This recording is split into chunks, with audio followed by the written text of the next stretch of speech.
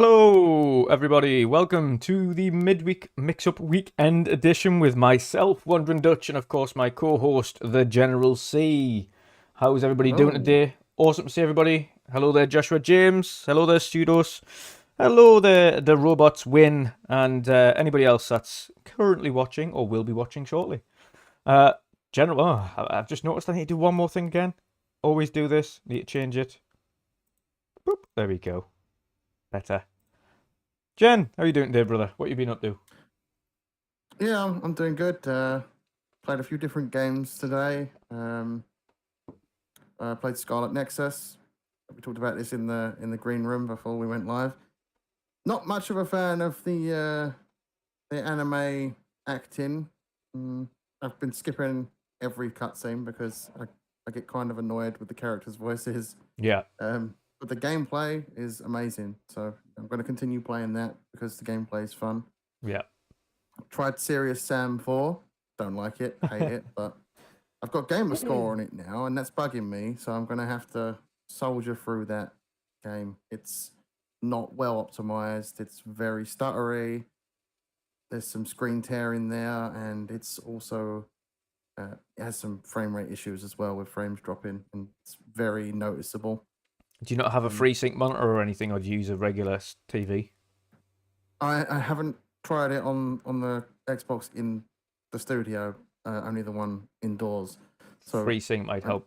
Could clean be it a little bit. improved when I use it on this monitor, which does have FreeSync. Yeah. So I will try that out. Also played Hollow Knight yesterday. That game's tough, really tough, and I have no idea what I'm doing in that game, but Yeah. I'm going to try and figure it out. Also, we completed Teenage Mutant Ninja Turtles the other day. Yes, we did. And that was a blast. It was a fun time. Going to try and get full gamer score on that at some point, but I think we will need a full team of 6 to do it on the hardest difficulty. Yeah. Yeah, that's mainly what I've been playing, and still playing a bit of that Jurassic World Evolution. That game is getting a bit tricky as well, but I'll resort to the old walkthrough guides for that and figure that out. And I streamed yesterday Hunt Showdown, and it was a crazy good time, and you got me a few times with jump scares, so Yes, I did. so yeah, it's been a good few days. They were bloody hilarious as well. It was funny. I had a great encounter with a couple of people that were from South Africa, and that was a real good time meeting them. They didn't trust me at first because they thought I was with a duo, but I wasn't. I was playing solo, so they were a bit hesitant. So to give them proof, I told them I'm streaming, and they came over to the stream. They both followed me as well, which was pretty cool. Awesome. So yeah, it's pretty much what I've been doing. Awesome stuff. Other than Turtles with yourself the other day and a little bit of Diablo the other day, I've just been doing adult work, and I hate it, but it needed to be done. So I've done the gardening front and back, and of course today, and everyone again, nice good start of the day. Happy Father's Day to all the fathers in the chat and everybody that watches afterwards. Hope you have an awesome day. Hope you've got a little bit of peace and quiet. You can get on with some gaming, have a beer or two, whatever it is that you do to relax, enjoy your day. I wanted to start today's show off actually, speaking of Father's Day, but we collaborated with a bit of gaming.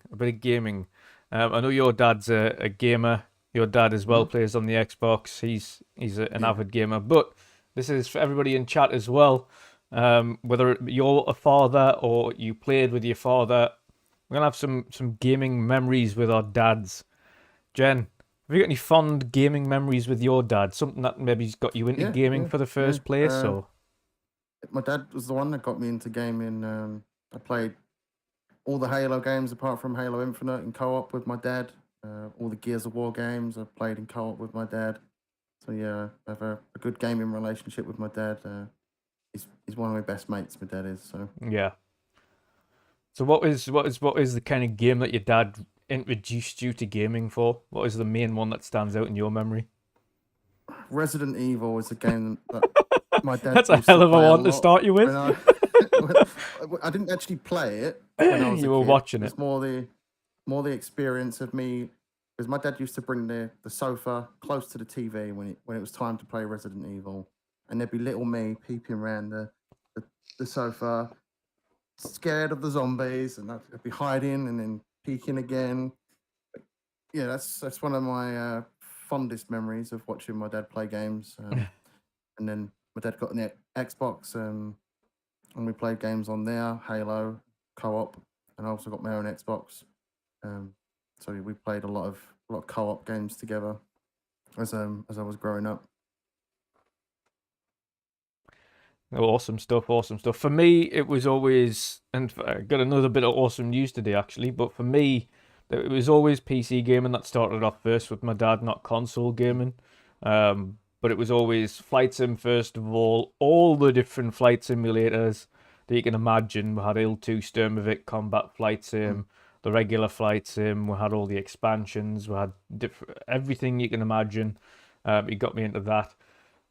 Which is why I'm a huge flight sim buff, and I love the game. No matter what it is, I'll always play it.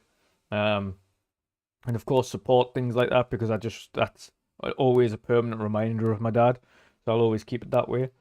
And then secondly, got the awesome news today. Jamie Moran posted, and it's the first of our seen, but Blade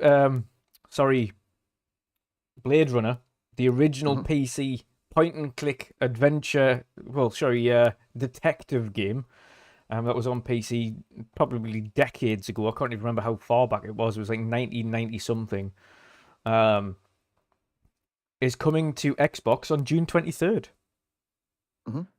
Which I haven't played that myself. Awesome. It's enhanced. I've just had a look at the images and things because you can actually go into the store now. If you search for Blade Runner, it does come up, Blade Runner Enhanced Edition. It is 4K 60 frames, so nice.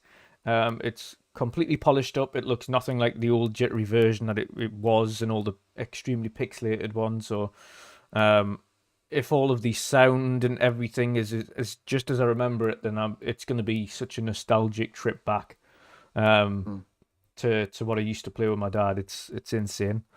That's awesome. I've never played it myself, but it's something I'm likely going to check out. It's just I didn't even know there was a Blade Runner game. Oh yeah. It's just such a cool game as well. So yeah, it was mainly them.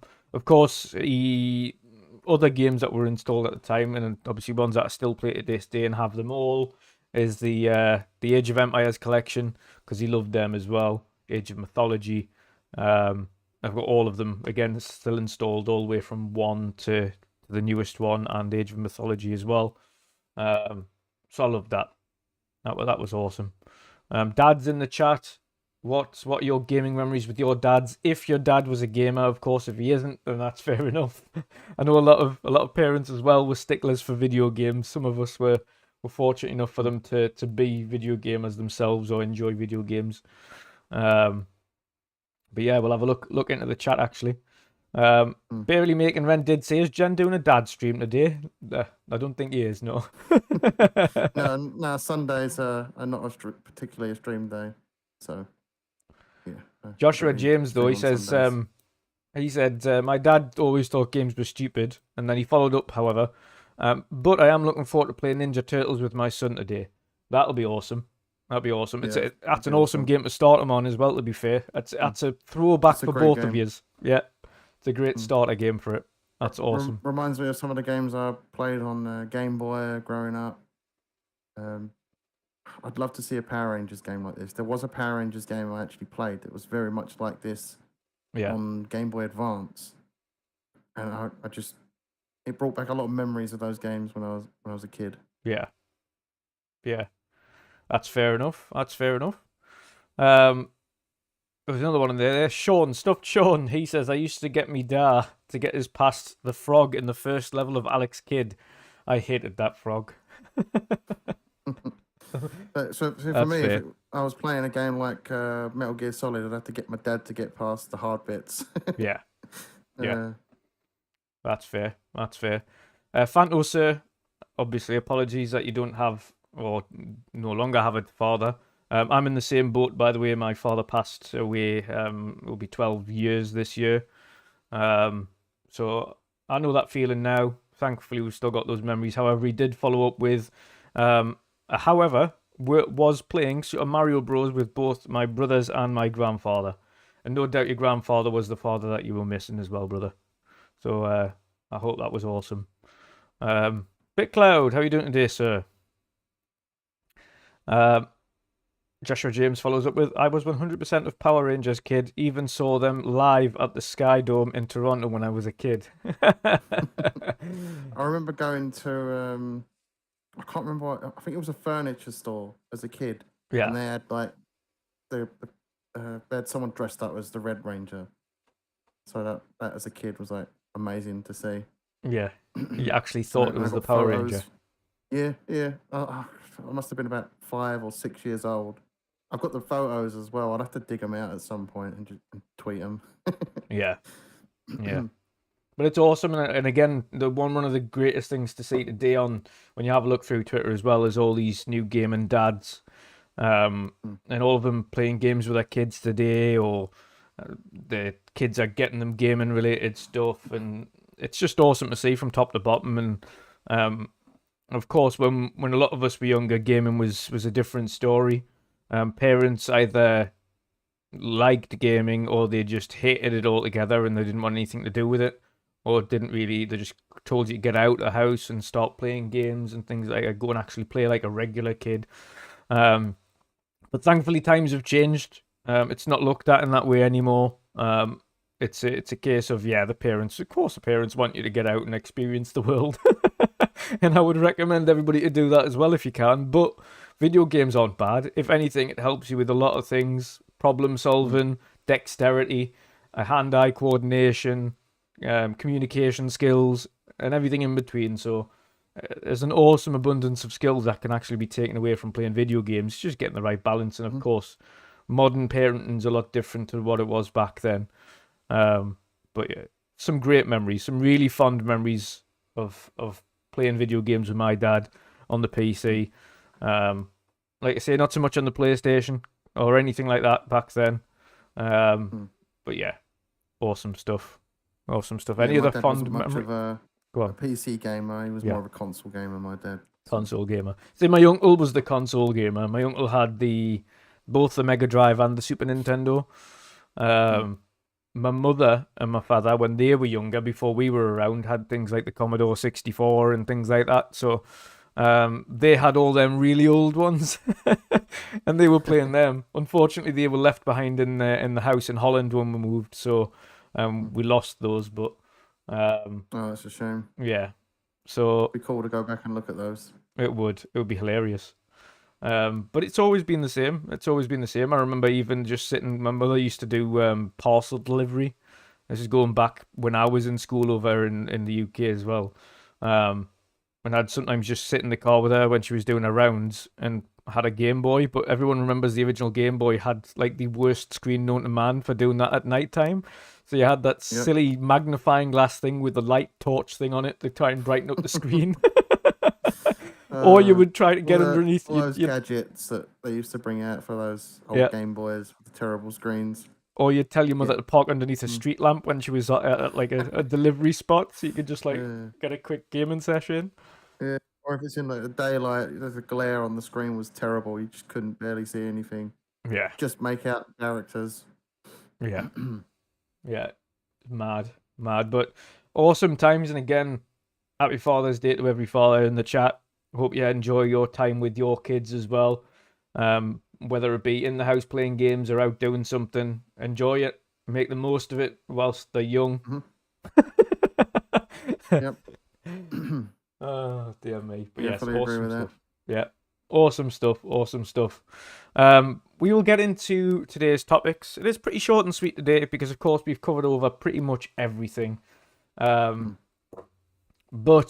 I want to cover off both the Final Fantasy announcements, both good and bad. I had my rant over on Twitter the other day. I'll make it short and sweet today on my rant about Final Fantasy. But I also want to speak about Dragon's Dogma 2 announcement as well. And the unfortunate news for Dragon Dogma 1, which people were hoping for, but unfortunately is not possible. But I have, of course, as always, the gameplay lined up from throughout the last week. So that'll be on right now. We've got some gameplay playing in the background, actually. Yes, it is muted. Thank you for the Lord. Oh, no, it's not. Boop, there we go. Now it's muted. Terrific. Okay. Right. So, first and foremost, Jen, I know you are not a Final Fantasy player or gamer by any stretch of the imagination, are you? I wouldn't say I'm not a fan. I've just never really experienced Final Fantasy properly. I dip my toes in every now and then if it's a game that sort of piques my interest. Yeah. I remember playing the one with Blitzball in it. I could never remember which Final Fantasies are which. That's 10. Yeah, I'm used to that. Yeah. I played one of the most recent ones a few years ago on PlayStation. Not the remake, not Final Fantasy VII remake. But yeah, I dip my toes in every now and then. And I played one of the MMO games back in the day. Not the most recent 11. one. There was one that came out. 11. I think it was that one, yeah. Yeah. Didn't play it for long, though. See, I keep meaning to try 14, but at the same time, I know what MMOs are like. I have Elder Scrolls Online. I've had that since it came out, and I just can't bear to even start in that thing because I know how much work you've got to put into it. So to even think about starting Final Fantasy 14, I just know how much work I've got to put into it, and I just can't. My brain's just saying, nope. Nope. I'm exactly not doing the same. I dipped my toes into MMOs thinking this one's going to be the one for me. Yeah. And then 2 weeks later, I'm like, I can't be bothered now. Yeah. Yeah, I don't blame you. I don't blame you. It's MMOs are really, unless you start when the game's starting, essentially, or you've got a lot of free time, or if you're not like me, and you can stick to one game at a time, then you're fine. But for someone like me who cannot just play one game at a time because my attention span just, whoop, after a couple of hours, I'm just like, and I'm off. Something else. I need something else. I need to play something. Even if I'm enjoying the game, I'm like, I want to turn it off and try something else now. So yes. I'm a lot like that. I have my main game that I play, but I'm also juggling 3 or 4 other games sometimes. Yeah. Yeah. And that's exactly what I do. I usually have at least one multiplayer game on the go, at least one single player game on the go, at least one indie game on the go, and then something in between. I've always got at least 3 to 4 games I'm juggling at any one time. At least. But again, that's just me. Me in my mind, very overactive. So never focusing on one thing for too long. But with that said, of course, Final Fantasy, Square Enix, they had the Final Fantasy VII 10-year anniversary stream on Thursday, followed by, of course, Capcom with the Dragon's Dogma anniversary stream, essentially. What a day. And we got a load of news that came off the back of that. So for Final Fantasy fans, first and foremost, of course, you got the news of several titles being released. You got the news, of course, of Crisis Core Final Fantasy VII Reunion coming to the Xbox, Nintendo Switch, PlayStation, Xbox One, and PlayStation 4. You and PC, of course, no doubt. You then got confirmation of a mobile port. I've forgotten the name of it now, but it was essentially a Final Fantasy VII remake for the mobile. So it's based on the original Final Fantasy VII, brought up to kind of newer grounds, but also mixed in with parts of Crisis Core, etc. as well. So it's kind of a mishmash of the two games.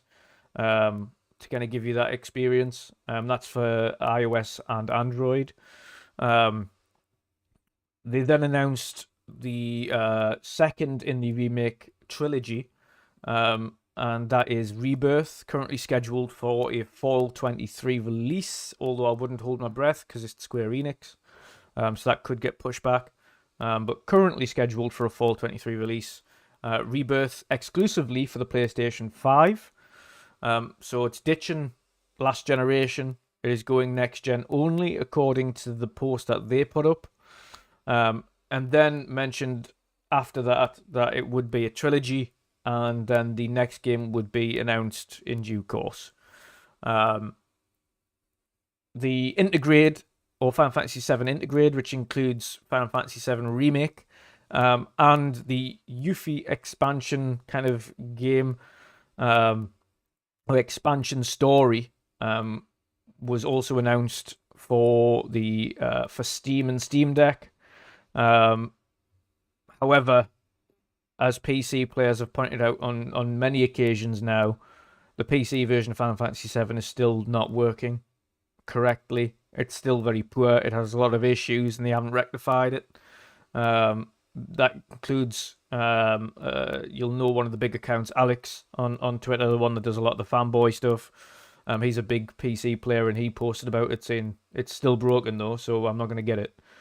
Digital Foundry put out a page saying, do not get this. They still haven't fixed the issues that the first remake that they put on there had been put on. So why would you get so this? Weird. And of course, we know that it's already out for PlayStation, Final Fantasy VII and Remake, and Final Fantasy VII Remake Intergrade. I have Remake on the PlayStation 4 Pro. I do not have Intergrade. And it's unlikely that I'm going to get any of the remaining remakes either. The story seems to have changed quite a bit. And again, charging 3 times for what is technically one game, I do not agree with. Originally, I gave in to FOMO for Remake Part 1 and got that. But I've got to say, as much as it's pretty, the story's changed quite a lot compared to the one that was originally out. It is, and everyone's like, yeah, that's the point. It's meant to change it. Yeah, but not to the point where it's almost unrecognizable to the original release. Yeah, especially when it's a remake, you expect it to be a remake. It's a remaking of the old, and not a reboot. A reboot entitles that things are going to be different. Yeah. Not remake. Remake should stick to the story of what it was in the original. That's basically what a remake is. Yeah. A reboot, for example, Saints Row is a reboot. The one that's coming out in August. Mm-hmm. So that's the reason why that game is going to be drastically different story-wise from the originals. Yeah. Yeah. And there's sections in Final Fantasy VII Remake where they've got you doing like fetch quests and go and kill X amount of monsters and come back, and to unlock to unlock different summons, there's this guy with some VR goggles on that you need to go and talk to, and it's like, what the fuck is this? This has got nothing to do with Final Fantasy VII. Like, this was never in the game, so why are you making it complicated? Why don't you just literally remake the game and keep the story as is? I've never believed. Just called it Final Fantasy VII Reboot rather than remake. Yeah, if it was a reboot, then fair enough. But it's not. It's not a remake. It is a reboot of the original story, which is why I've changed so much about it. But not only that, but I still don't believe to this day that they couldn't have waited and got all 3 parts out in one game. Mm-hmm. Even if you need old school multiple discs, do that.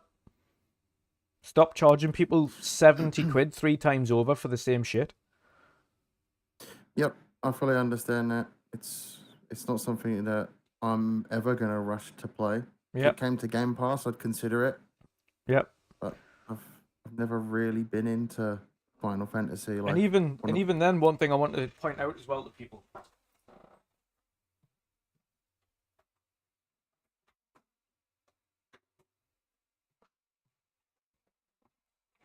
And these are just PlayStation games.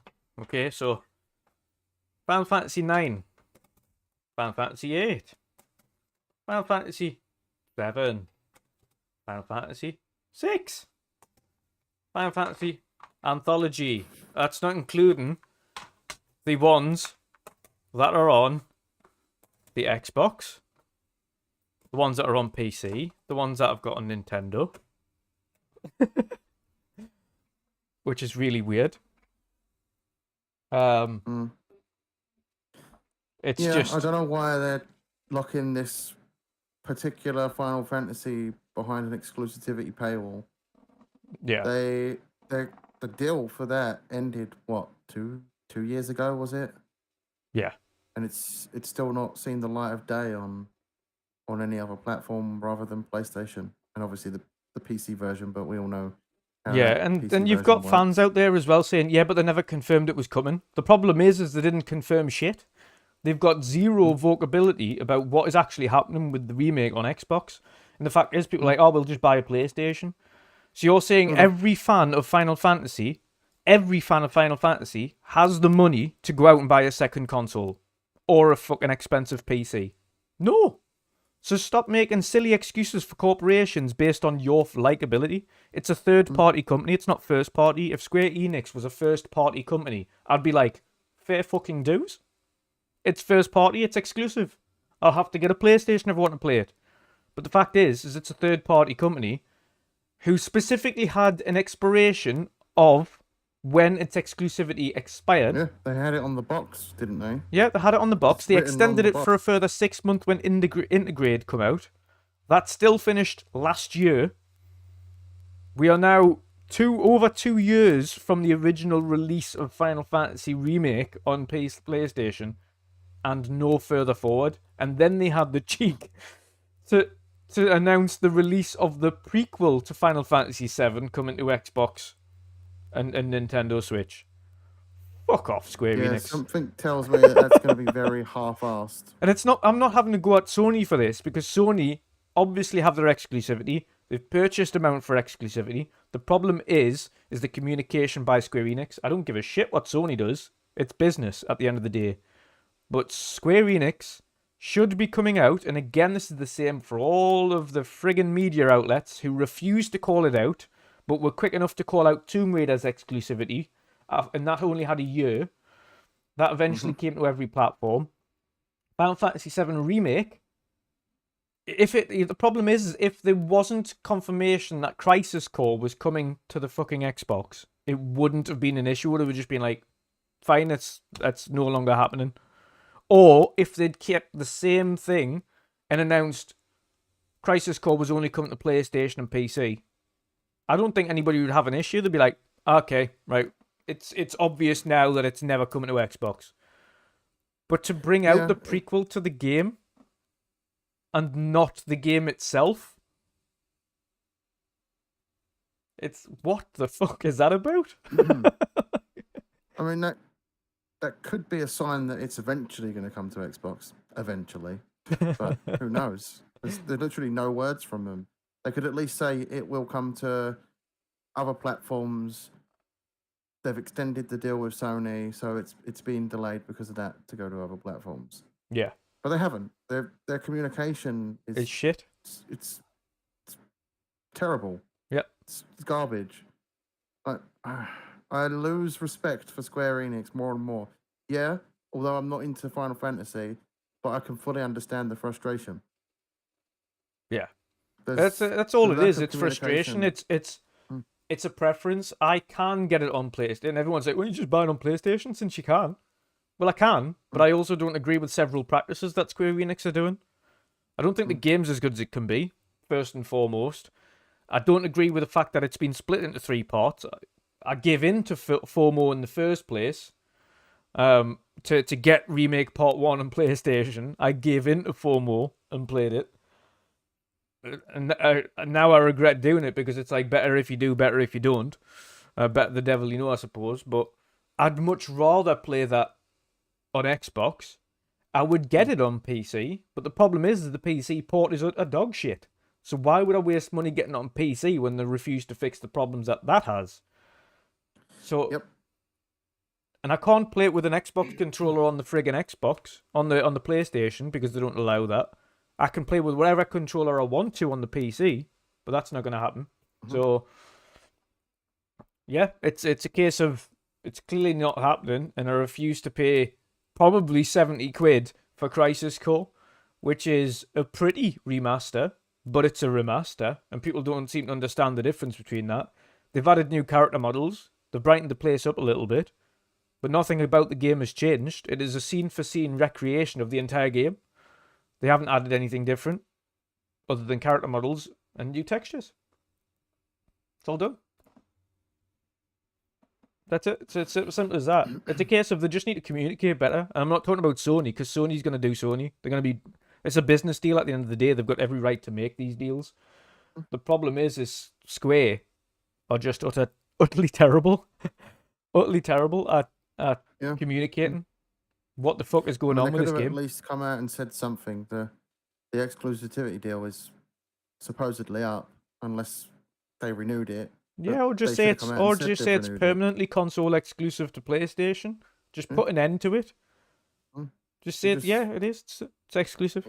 It's the whole purpose of why they wrote exclusive. But they had that whole exclusive fine print on the box of the game. Yeah. Why put it there in the first place and give people that hope? Yep. And then you've got people, of course, naturally, yeah, but they didn't say what platform it would come to when the exclusivity runs out.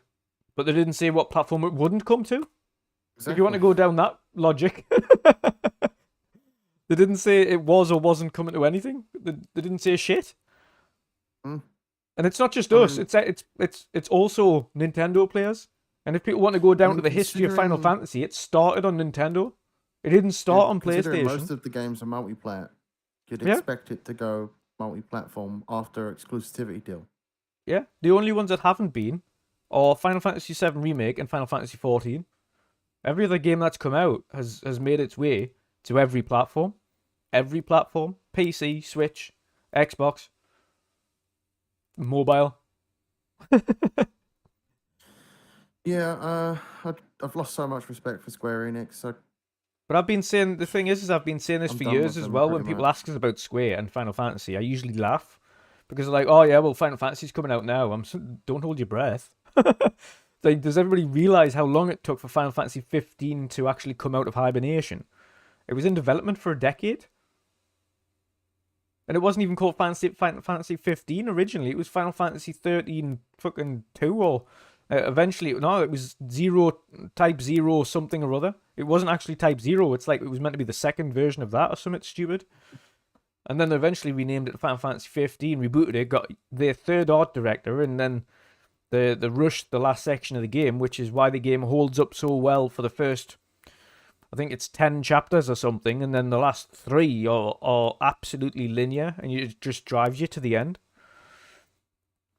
And then you had DLCs that added kind of things to alternate characters, which was nice, but it was completely linear.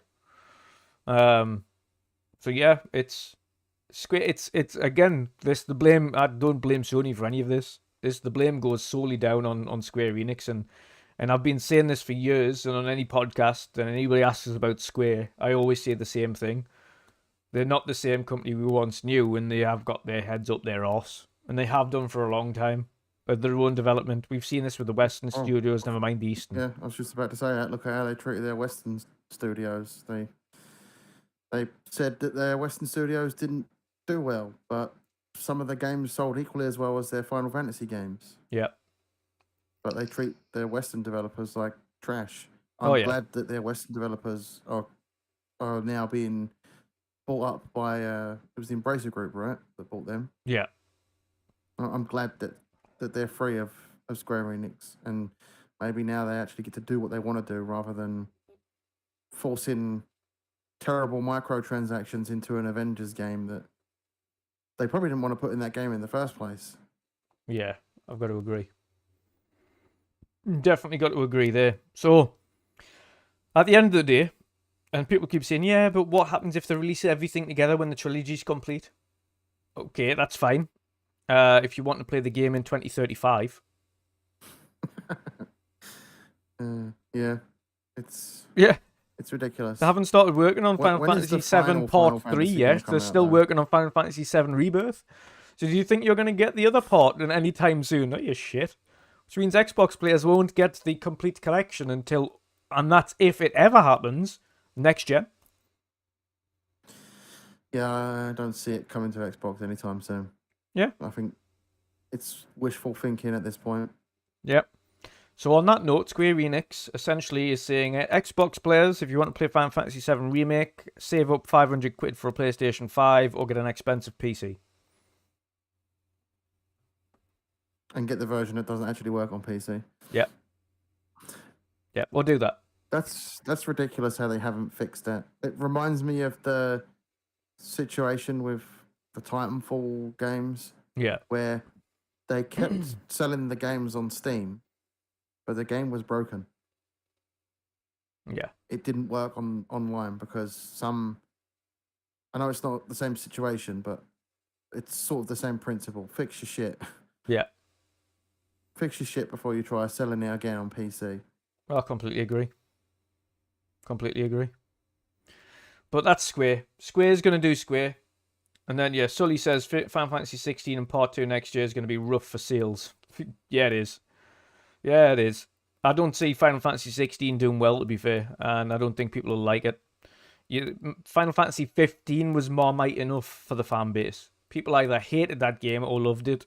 I loved it, but I know many people that hated it. And rightfully so. It was a complete difference to the regular Final Fantasy formula. It was an action RPG. It wasn't a JRPG. I think the problem with Square nowadays is they've become far too corporate, and it's showing. Well, and I've said this for a while though. They'll happily call out their Western studios, but they won't fix their Eastern studios. And the fact that they changed, like I said, just on Final Fantasy 15 alone, the game director 3 times throughout its production says a lot. And that's not to say they haven't done this many times over for Final Fantasy VII Remake or anything under. And then you have a look at the Balan Wonderland director as well. And that game come out, it got slated by everybody. But the game director has won his court case against Square because he told them that the game wasn't ready. He told them it was miles off completion. And they released it anyway.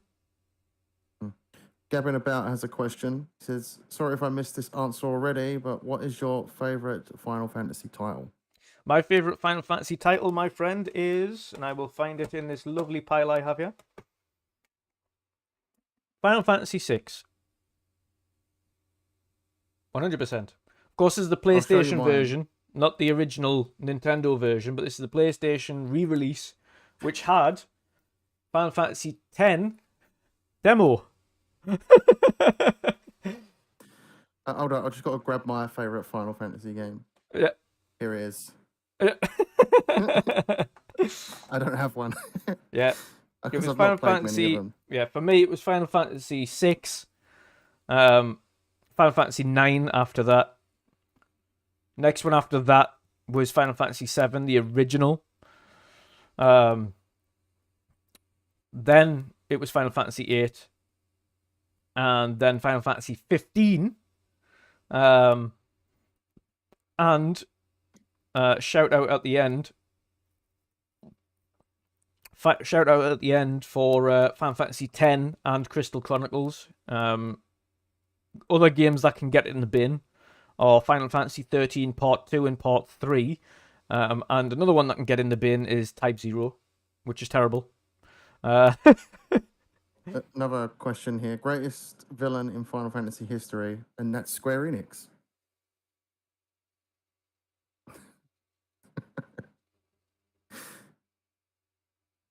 If 25 to Life in Hell was based on original game called 25 to Life 2005, was powered by Final Fantasy Remake game engine, what would you think about? I don't know what 25 to Life is. It's a good question. Avi for the win. I'm guessing that is. Final Fantasy is but a pawn in the RPG wars. Square found itself on the ugly end of some contract. The management is not really competent and Sony takes advantage. I completely agree with that. But Sony is a business. At the end of the day, they will take advantage of those situations. No doubt, as Microsoft will if they had the opportunity to. I think Microsoft's strategy is a bit different now. Final Fantasy... Again, Square Enix is a third-party company. I think if Sony were to just outright buy Square Enix, the vitriol wouldn't be there about Final Fantasy Remake. We'd just accept it and be like, okay, it's a first-party studio. It's done. Like, we're not getting those games anymore. Okay, no problem. The fact is, it isn't. Square Enix is firmly a third-party company. So games naturally should have an expiry as to when they timed exclusivity comes, and then it goes to any platform. So yeah, I think it's just a case of, unfortunately, I think Avi for the win is correct, and they've the wrong end of an ugly timed exclusivity contract that keeps getting extended, and they can't get away from it. So, it is what it is. Yeah. It is what it is at the end of the day. I won't be playing the remakes. I won't be playing Crisis Core. I didn't like Crisis Core in the first place, so I wouldn't get it now, regardless of how nice it looks. It would make sense that contract has probably got something in it that allows them to go back. Well, it states they have to go back to Sony before taking the remakes anywhere else. Yeah. And then Sony goes, oh no, we'll renew it. If that's written in the contract that says they can renew it. Which seems to be the case. Seems to be what's happening. Yeah. Seems to be the case. But they just put fresh ink down and that's it. Yep. That said, like I say, for those who want to enjoy the game, because these are all my opinions, and I think some people forget that. These are all just my opinions and my choices on what I'm going to do with Final Fantasy as a series going forward. I've been there since the Nintendo days, and as you can clearly see, I've still got all the PlayStation games here as well. I've got a folder full of all of the exact same digital versions of these games on the Xbox that I've got there. I love RPGs, but I think the way Square Enix is going now and the way they manage their studios internally, both Eastern and Western, has been terrible. And until they sort out their own internal problems, I won't be going back and playing anything Square Enix. I think it's just a mess over there, to be fair. And I think, and again, we've still got to look at Forspoken. That's not really shone very brightly, has it, so far? Final Fantasy 16, I don't think is going to do very well. So I think Forspoken has something interesting about it for me. I can't quite work out what it is, but whenever I see it, I kind of want to play it. That's fair. But it's a different. The good thing about Forspoken is it's an entirely different kind of game as well. It's not set in the Final Fantasy universe, so thankfully it's a different thing. And to me, I don't get the hate on it. I don't think it looks terrible by any stretch of the imagination. I think people that are just saying it looks really terrible are just trying to console war because, again, it's about plastic boxes to some people. I don't think it looks terrible by any stretch. I think it looks pretty good. It certainly looks interesting. It's not a game that I'm going to be picking up because I don't want it. Simple as that. It's not a game that I'm going to rush out and buy a PlayStation for. Yeah. Yeah, that's fair. I think that's coming to PC anyway, so if I was going to grab that, it is. Be on PC. Yeah. Yeah, and see, Sully's exactly the same underneath there. I'm the opposite. I think Forspoken looks meh. Looks nice, but meh. That's exactly the same for me. And again, some people, as you'll see on Twitter, as everybody does, they'll console war and they'll say it looks trash, because apparently a game is trash if somebody says it. Avi for the win says Flintlock looks awesome. Yes, Flintlock does look absolutely awesome. It's one of my most anticipated. I can't wait to play that. Yeah. It looks absolutely awesome. That's got a nice weird mix between like a God of War over-the-shoulder action RPG mixed in with Forspoken with the cool fox thing that kind of flies you about into certain areas and stuff. Yeah, it does look awesome.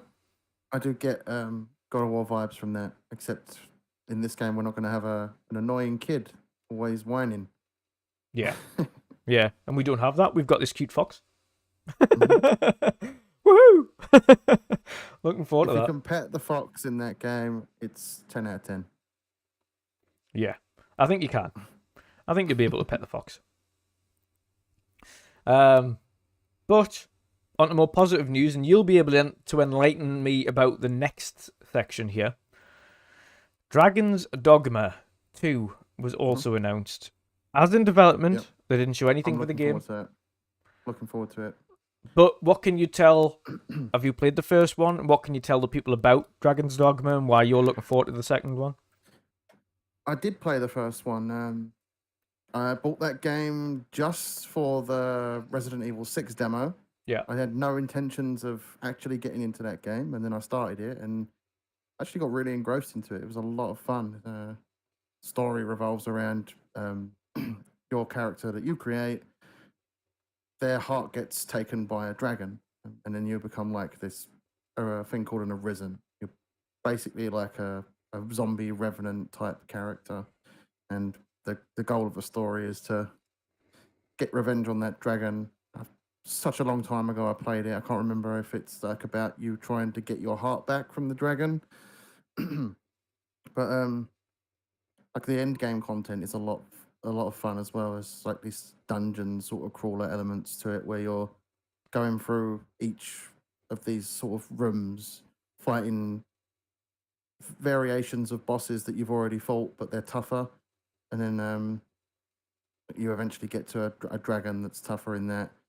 I could never get to the end game of that because that game kicked my ass, but it's a lot of fun. If you like RPG games, it's for you. You can also build your own like custom character in that you can sort of rent out to another player, so someone else can take your custom character, which is separate from your main character, and use your character, and then that character levels up as someone else is using your designed character. But yeah, That's awesome. Been a while since I played that game. Almost 10 years, I'd say, is when I last played it. Bloody hell. I'm itching to play it again, and I might have to do that very soon. But unfortunately, it's not getting the upgrade patch that we were hoping for. And it's not because they didn't want to. They actually attempted to put the 60 frames per second patch on, but according to Jason Ronald, it had some weird side effects when they did implement 60 frames per second that made it unrealistic to release it in that state. So it wasn't to be. It's a shame. Maybe Capcom can go in and fix it would require themselves. Capcom to go in and boost it themselves, essentially redo it. But from their perspective, they couldn't, because with most, essentially what they would have been given the go-ahead from Capcom to go and do it. Unfortunately, it's a case of they did go in, they did attempt, but it caused issues. So I think Capcom would need to get hands on themselves to figure out what was causing the issue. I think they will. If they're gonna give us free upgrades for the Resident Evil games like they did recently, surely they're gonna do that with Dragon's Dogma while we wait for the sequel, which is probably a couple years out, I would imagine. Yeah. Quick shout out to ZFG as well. Where I am. Quick shout out to ZFG as well, because he said a couple of things as well.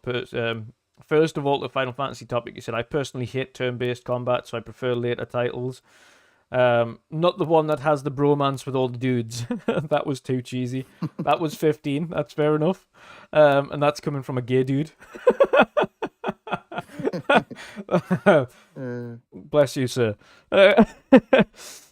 Second one, what I don't like about Sony is they're really bad at pretending some games are completely exclusive. At least MS are upfront and can't say console launch exclusive.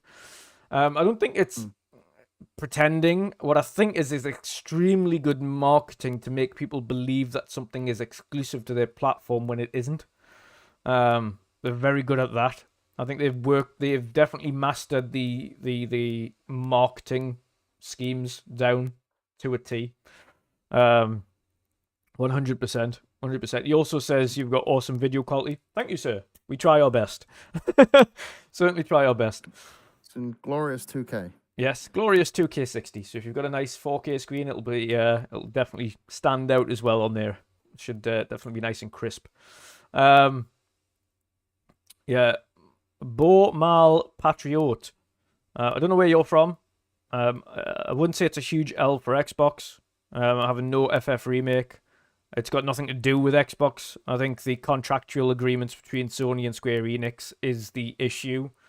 I think if they could bring remake to Xbox, and we don't know the contractual obligations behind it, but it's obviously far more complicated than we're all made aware. It's obviously still locked into some exclusivity that we don't know about. It was extended a further 6 months when Intergrade launched. For all we know, when it launched on PC, that extension extended further. We have no idea. So until Square Enix come out and say something personally, or one of the media outlets pulls their finger out their arse and actually starts questioning Sony and Square Enix like they did Microsoft when Tomb Raider was exclusive, then we won't get those answers. So we'll just have to wait and see what happens. But yes, Dragon's Dogma. Sean, stuff Sean did say in the chat, I've got no idea what Dragon's Dogma is. Could you give people a breakdown of what it is? It's a third-person Japanese RPG game. If you're into those types of games, you'll love it. It's really good. Can you remember what the loose story is behind it? Yeah. I mentioned it earlier. You're basically like you're called an Arisen.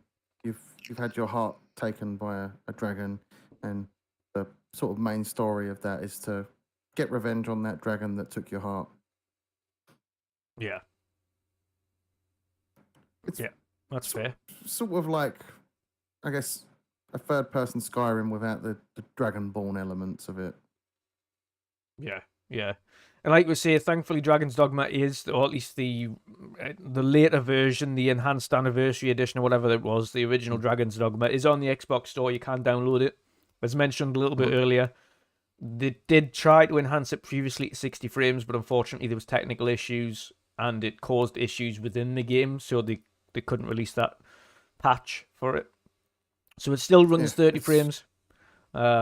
It's a game that I would highly recommend to play, but I think maybe hold off and see what Capcom does.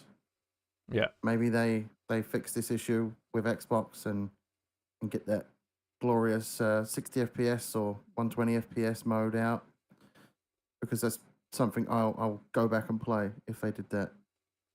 Yeah. Like I said, I bought that game with no intentions of even playing the actual game, just because I still am a huge Resident Evil fan, and it came with the Resident Evil 6 demo. We all know that Resident Evil 6 now isn't a great game. Yeah.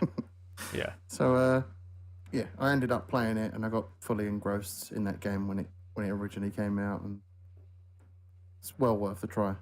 Yeah. I mean, you could probably pick that up for cheap now anyway, and I'd expect there'll be a free update come to that, because Capcom are pretty good with upgrading their games. They've done it with 3 of the Resident Evil games recently. 7, 2, and 3. They all got next-gen enhancements, or should I say current-gen enhancements. Yeah. That's awesome. And of course, ZFG, and I think everybody says this, ZFG summed it up quite nicely. I get that it's just business at the end of the day. It doesn't stop it sucking, though. Exactly. Some of these deals do suck. There's certainly for the consumer. But we can't do anything about it, unfortunately, other than say our piece. If they take that into account, then fair. If they don't, then they don't. There's not more we can do than say our piece. But hey, it is what it is. Of course, this week we also have Fall Guys coming to Xbox on the 21st. That's going to be a blast. Yeah. It's certainly going to be interesting for those who haven't played Fall Guys or don't own a PlayStation and haven't tried Fall Guys out yet. Or a PC for that matter, because I think it's on PC as well. It is a fun party game. It's definitely hilarious. A daft little obstacle course game where you all kind of vet against loads of people and it slowly whittles you down to one champion. It's like a battle royale obstacle course game where you can throw people off or drag people down or everything in between. It's fun. It comes out on June 21st, which also launches with the Halo pack as well, which gives you Halo helmets and things like that, and grunt outfits and daft stuff. So that'll be cool. That'll certainly be I'm looking forward to playing that. The little Halo trailer that they did for recreating the Halo 3 Believe trailer was amazing to see. Yeah, it was pretty funny.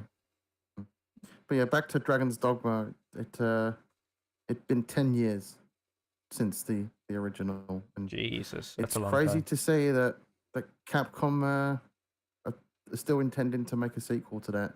I thought we would have seen it a lot earlier. I'm really glad that they're doing it now, though. I can't Yeah. wait to see what that looks like and how vastly improved that'll be. It's a good time to be a Dragon's Dogma fan if you are a Dragon's Dogma fan. So you've got a sequel to look forward to, and I'm glad it happened. Definitely.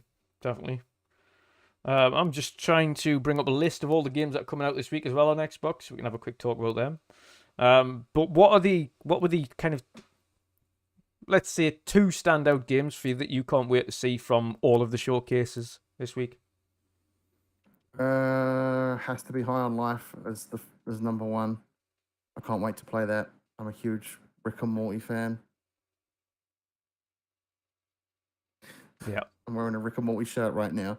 So yeah, that's like my most anticipated, and because it also reminds me of Oddworld Stranger's Wrath. Yeah. The other one I'm most looking forward to, I'd probably say I've forgotten the name of it now. Flintlock. Yes. Is probably the other one I'm mostly looking forward to. Awesome stuff. Between Flintlock and Plaguestown. Okay. It's a tough tie between those because they both look really good. Okay. That's awesome. So this week, and I'll go into it now. Of course, for those who haven't played Teenage Mutant Ninja Turtles: Shredder's Revenge, it is available for download now on Xbox, of course, and on Xbox Game Pass. It is a nice, short and sweet 2.5, 3-hour game that you can play through from start to finish. Once you've played through it the first time and beaten it, you unlock Casey Jones. Of course, another character that you can play through. It is a 6-player online co-op as well, so you can play with all your friends. It's a lot of fun. Like I say, it's a short and sweet experience. You can just jump back out and then play it again another time if you want to, and beat it again. Really cool game. You'll definitely enjoy it. That's for sure. But yes, get on it now if you haven't already. That's really cool. Resident Evil 2, 3, and Village, they sort of re-released this week. Yes, they all got their next-gen patches with ray tracing, 4K 60 across the board. So if you haven't already played those, or if you played them and you love them, you can go back and play them again with some extra enhancements that makes it buttery smooth and better to look at. So go and do that.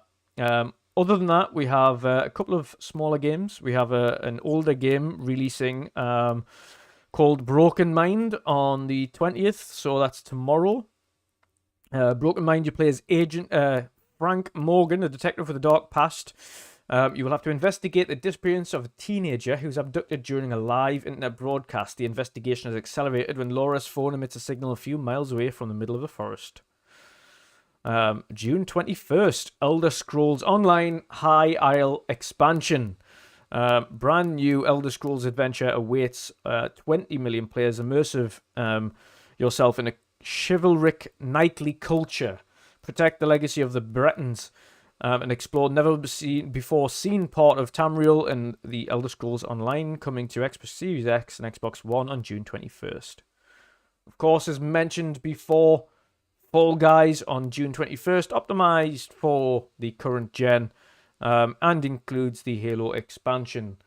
Joshua James says, do you think they'll announce a showcase for Gamescom this year to look further into the future? Yes, they will have a mini showcase. I am not sure what they're going to announce at that showcase, though. What about you, Jen? I would hope so, because I need to see the future. Yeah, a little bit of it anyway. At least the latter half of 23. Yeah. Yeah. I'd like to see a showcase, at least. I love the CG stuff. Yeah. I'd love to see it. I get an idea of what the game is from seeing a CG trailer. Yeah. Not all the time, because some of them can be misleading, but gives you an idea of sort of what to expect. Yeah. And that's why I like the CG trailers. And a lot of people did complain, and that's why we got this whole gameplay section, which I'm not complaining about because we all love to see gameplay. Yeah. But I just would have liked to have seen stuff that's coming in the next 2 to 4 years. Oh, completely agree. Absolutely, completely agree. Another this week that is due out. Shadowrun Trilogy. All of them are available for pre-install and pre-download now. Of course, the classic Shadowrun collection is coming for the next generation. So it's all optimized for Xbox Series X and S, and all of them are on Game Pass. They are all RPGs based on the original game over 30 years ago. So it's an older game. But they're bringing them back again now. All remastered and kind of nicely redone for the current generation. So for those who haven't played the Shadowrun Trilogy, they're all available for download now, and they will be released on June 21st. So get into that. That is Shadowrun Returns, Shadowrun Dragonfall Director's Cut, and Shadowrun Hong Kong Extended Edition. On PC, Total War 3 Kingdoms, June 21st, PC Game Pass. It's a huge game for those who are fans of Total War. Thank you for the reminder, ZFG. Yes, we are sponsored by, of course, Manscaped. 20% off at manscaped.com with your code MWMU. Make sure all of your balls are lovely and smooth. And of course, it's not just Take care of for your your balls. balls. You might They have might to take care of you. like shaving your other parts. You might just use it to shave your head. Feel free, use the code. It's awesome. Awesome stuff. Nice kit. And the boxer shorts are brilliant. There's a lot of silly indie games coming out this week as well. Drunken Fist 2 Zombie Hangover, June 22nd. Fire Girl Hack and Slash Rescue DX, June 22nd. Redo, June 22nd. Sonic Origins for your Sonic fans who want to, if you want to play the original Sonic games again in a collection, even though they are no different to the previous Sonic games that you've played, they're all the same. One collection, Sonic Origins, June 22nd. That includes Sonic the Hedgehog, Sonic the Hedgehog 2, Sonic 3, and Sonic CD. Apparently newly remastered. Although it looks just like a HD skin of the original game. Blade Runner Enhanced Edition. There we go. An actual post on the official Xbox Wire post there. So this is the game that I love from my childhood. I played it on PC. It's a point-and-click adventure in the Blade Runner universe. It gives you real flashbacks to the first Blade Runner because it includes a lot of the same scenes and segments from the actual original film as well. That is out on June 23rd. So this is armed with your investigative skills and tools, the Blade Runner trade. You'll be immersed in a world that lives and breathes around you with breathtaking visuals and visual effects. Your ability to survive will be put to the test in the richest game environment ever created. Another one, Capcom Fighting Collection, June 23rd. This includes a load of fighting games from Capcom and a lot of fighting games that never released in the West. So if you're a huge Capcom fighting game fan or aficionado, and you want to get some of those older arcade classics, and some of which that didn't release in the West at all, then of course you can pick up the Capcom Fighting Collection, which is due out on June 23rd. You also have, for those who are watching, of course, the live stream, coming to consoles for the first time and exclusively to Xbox. Again, this could just be a launch exclusive, and I do believe it did say console launch exclusive, so no doubt in the future at some point it may come to PlayStation as well. Naraka Blade Point.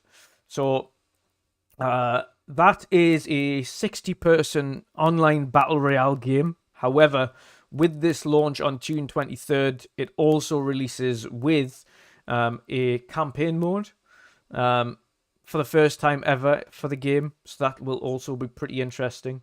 It says, explore the mysterious and breathtaking battlefield of a war-torn Morris and with striking aesthetic inspired by the Far Eastern legends and history. Evaluate your playstyle in a constantly evolving multiplayer battlefield featuring 1v1 duels, arena brawls, all the way up to 60-player battles. Customize and master a growing roster of legendary heroes, each imbued with their own skills, ultimates, and deadly playstyles. Playable on cloud, console, and PC. Of course, that's releasing on June 23rd as well. It's the campaign that really appeals to me. Not so bothered about the Battle Royale. Yeah. But I'll be playing the campaign stuff for sure. Definitely. And that's free-player co-op, if I'm correct. It is. It is indeed. It is indeed. Other than that, there's a whole host of additional indies that are out this week as well. But that is your week summarized. Jen, any specific ones that stand out to you that you're going to be playing this week? That Naraka Blade point is something I'm definitely going to jump on. I will try the Battle Royale out, but I'm mostly interested in the campaign. Yeah. Fall Guys, I'm going to be jumping on that with you and many of the other people in the collective and 100%. And the community. I'm not going to touch those Resident Evil games just yet because I am streaming those, so I'll get to those when I get to those. Yeah. I don't want to play it and then have to stream it again. Yeah. So I'll just save that for stream. I've already played Teenage Mutant Ninja Turtles, as you mentioned. Yeah. Just trying to look through the list there and see if there's anything else that caught my interest.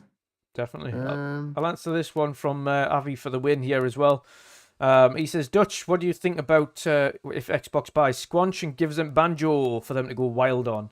I think the Squanch developers, much like Tim Schafer, are best left to their own devices and just create these wacky worlds for themselves. I know Tim Schafer said he doesn't want to touch Banjo or anything like that either.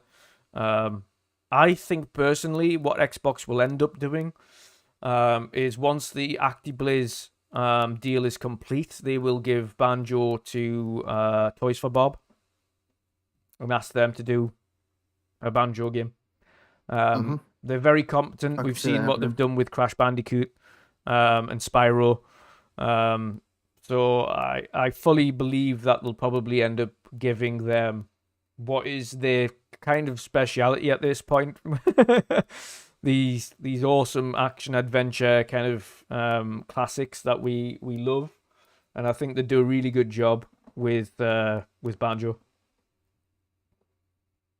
I think if they were to buy Squanch Games, or maybe even just enter a partnership with them to make a game, I'd like to see Squanch Games tackle an Xbox sort of multiverse style shooter, maybe kind of like High on Life, but it takes inspiration from all the worlds of Xbox games, like Halo, Gears, Forza, anything like that. Just a unique game that isn't a fighting game, because people keep saying they'd love to see an Xbox fighting game. Yeah, I'd like to see that personally, but I think it could be different. It doesn't have to be a fighting game. It doesn't have to be a racing game. Yeah. It could be a shooter for all we know. And it's inspired by all those Xbox worlds and such. Yeah. Or an adventure game where it takes inspiration from all those worlds too. 100%. But Squanch definitely has amazing potential. The thing that stood out to me with Squanch Games was the interview that they had in the extended showcase. Absolutely genuine guys. Love what they do, but it's their first foray into game development. So still very new to it. Xbox have obviously got an awesome relationship with them, and no doubt they're very hyped to be working both with Xbox and vice versa, Xbox with Squanch Games, to get them as kind of the introduction to the extended showcase, and then the elongated kind of discussion as well with them guys. And they came across very genuine. They seem like an awesome bunch of guys, very enthusiastic, extremely creative. So I'm looking forward to seeing what High Life is. I know they've already got a game out on Xbox now. I keep forgetting the name of it. I think it's Trover Saves the World or something like that. Yes, Trover Saves the World. It is available on Xbox now, so if you want an idea as to what you can expect from their creativity minds on Xbox, then play Trover Saves the World on Xbox. It is available to download now if you want to experience something as wacky as that. I'm sure you'll have fun with it. Give you a good idea. But this looks like another step up, a whole another step up. It, like I said, to me, it reminds me of more of a Tim Schafer mind. This wacky, creative, colourful world. Just insane. Just a little bit more adult, far more adult, in fact. Yeah. What I like about Justin Roiland as well is the dialogue that he does for all the characters he plays is so improbable. I can't even word today. It's very improv. Yeah, improvised. Yeah. So I expect a lot of like ad lib and not a lot of sense to some of the statements because that's just how Justin Roiland works, and it's just funny. Like the way he does improv is out there, and there's not a lot of making sense to it, but it's just the randomness of it that makes it so funny. Yeah, 100%, 100%. I think the games other than Rick and Morty, then you'll sort of know what to expect. The things I'm saying with Justin Roiland and being very improvisational. Yeah, definitely. I want to say aside from High on Life, which is now probably one of my most anticipated for this year, alongside Callisto Protocol. Is Callisto Protocol, that is my number one kind of joint with High on Life now for this year. That game just looks absolutely bonkers. The death mechanics that they've got in there, the dismemberment mechanics, the gore as the kind of system they've completely redone from start to finish. That looks absolutely insane. But a lot of the tropes remind me of Dead Space, and that's a good thing because Dead Space did the original so well. Of course, you've got the life bar on the back of his neck as opposed to down his spine. There's a lot of tools. The weapons are very similar. It's so gory. There's a lot of jump scares in there, but done in the right way. There's a lot of kind of anticipation playing that game as well. It just looks absolutely awesome. I can't wait for Jen to be on it and I can make him jump out of his seat like I will do with every horror game. Those jump scares are perfect. I can't wait till tomorrow. Yep. So many clips. clips. I'll be streaming Alien Isolation tomorrow, and Dutch is going to be waiting for the right time to strike. Yep. No, I'll be waiting eagerly for the right time, just the right moment, because you will have to pay attention, and that's the best thing.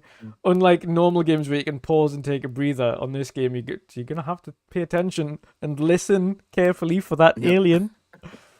So it's gonna be good. You're gonna be on your. You're gonna be really nervy afterwards. You're gonna be sitting there shaking. I can't wait to see it. I'll have PTSD, just like jump scares by the time it's over, because I'm setting all the channel points to 1 for tomorrow. So people are gonna have a blast tormenting me. Yeah, definitely. The game on screen at the moment as well, actually, is it looked better than I imagined. I hope it runs better than the previous Warhammer game. It wasn't Vermintide. It might have been the newest Vermintide. I don't think that ran very well. Yeah. But Darktide looks absolutely awesome. Again, a super gory game. Looks like a hell of a lot of fun, especially with a party. So I'm looking forward to that releasing as well. I hope the story is good because the lore of Warhammer 40k is very unique. Yeah, and it inspires a lot of other game worlds and such. Yeah, definitely. Mr. Joe in the Dark says he has his beer and popcorn ready for the stream I'm doing tomorrow. Oh yes, as do many. And of course, like I say, the other ones that I can't wait for is one's on screen now, and it's the Plucky Squire. I mean, what else can I say about this game? Just look at it. Look how awesome this looks. I like how vibrant this game is as well, and it's very unique. Like, Devolver cannot miss. Whatever they put out is an absolute gem. And the developers that they're working with are just insanely talented. The Plucky Squire.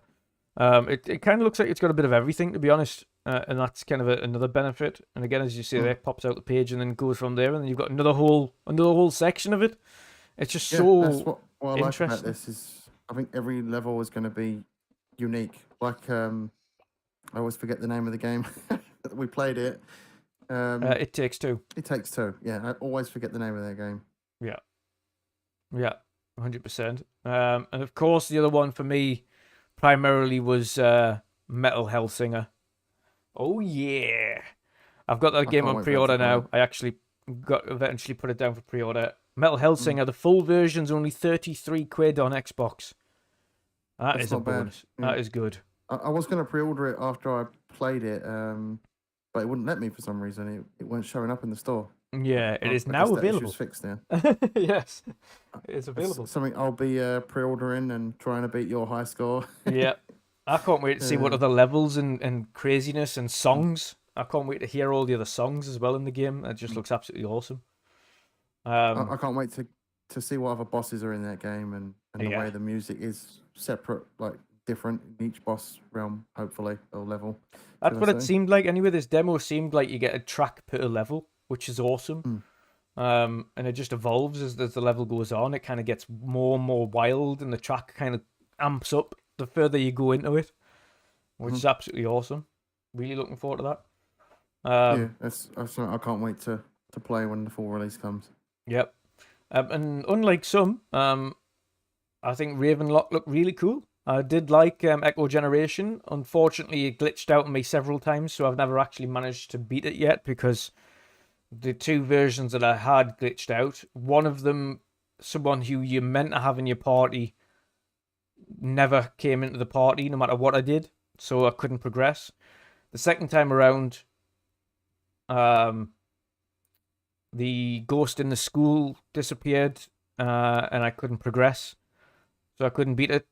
And that was after 2 attempts, so I've just put it on hiatus for the moment. But from what I played, excluding the bugs, loved it. Loved the art style, loved the story, loved the gameplay, but it had its issues. I hope Ravenlock is a lot better. It is more of an action RPG than a turn-based RPG. And then another one that stood out that is on screen now, the last case of Benedict Fox, looks absolutely awesome for an indie game. Awesome. I am so looking forward to that. So looking forward to that. I love the art style in it. It looks really good. Yeah. I was just caught up in watching the footage there. Yeah. It is awesome. To be fair, it is absolutely awesome. But it's almost to the end of the stream now. Is there any other games you want to highlight, Jen, before we go? God, there's just so many. There's so many games announced, but I think the ones I've mentioned are the ones I'm most looking forward to. Obviously, High on Life, Flintlock. Yeah. This was on screen just then. Last Case of Benedict Fox. That's something I'm going to be playing. Eventually, when Starfield comes out, I'll be playing that. Yeah. Because that looks amazing. Yeah. Redfall. Redfall really surprised me. Yes. Yeah. I wasn't expecting much from that game, and Same. I actually walked away rather surprised. Pleasantly surprised, yeah. I'm looking forward to it, yeah. So. And I don't know about something. you, but when Grounded 1.0 launches, I'll be jumping into that and playing that for the first time properly as well. Yeah, I'll jump in on that. It was one of the games I did as a parcel play when I originally started parcel playing. I gave it a play. Yeah. So. And of course, you get the nice full to see story that now. Full story's coming now, so I can play that. Yep. Yeah, I'm just trying to think of other games that were announced. Of course, we've got the Hot Wheels DLC for Forza Horizon, which comes out next month. Oh, yeah. I'll definitely be jumping on that. Yep. I'll be doing the same. Of course, we'll probably have a community night for the Hot Wheels DLC, so everybody in chat is always welcome to jump into our community nights. Of course, all you've got to do is add us on Xbox. Fall Guys as well. Yeah, Fall Guys is exactly the same. We'll be having a community night for that. I'm off work this week, thankfully, so I'm getting a chance to actually catch up on some gaming. As probably people can appreciate who've watched this channel, we've done this last week specifically, far more podcasts and shows and everything else than we've had a chance to actually get gaming. It's more just been work, podcasting, covering live shows, other podcasts that we've been invited to, catching up with everything, making sure everything's on point. It's basically work, work, work, work in every sense of the matter. So gaming's been kind of put to the back burner whilst we're covering gaming news. But this week, me, Jen, and every one of the midweek mix-up guys are going to be catching up with some gaming, having some fun, and of course on Tuesdays, as ever, we return with Save Tuesdays for Sea of Thieves. It is going to be a birthday stream for me, so jump in and celebrate my birthday. Old Happy man birthday. So that's going to be awesome on Tuesday. So yeah, and then of course we'll have, because I know that Fall Guys releases the same day as well. We will not be doing a podcast on Wednesday, or a podcast on the following Sunday. We're going to take a week off doing podcasts. That is because mainly I have done the best part of now 13 podcasts in just over a week. So I need a break. And no doubt a lot of the people... I don't blame you, mate. I don't blame you.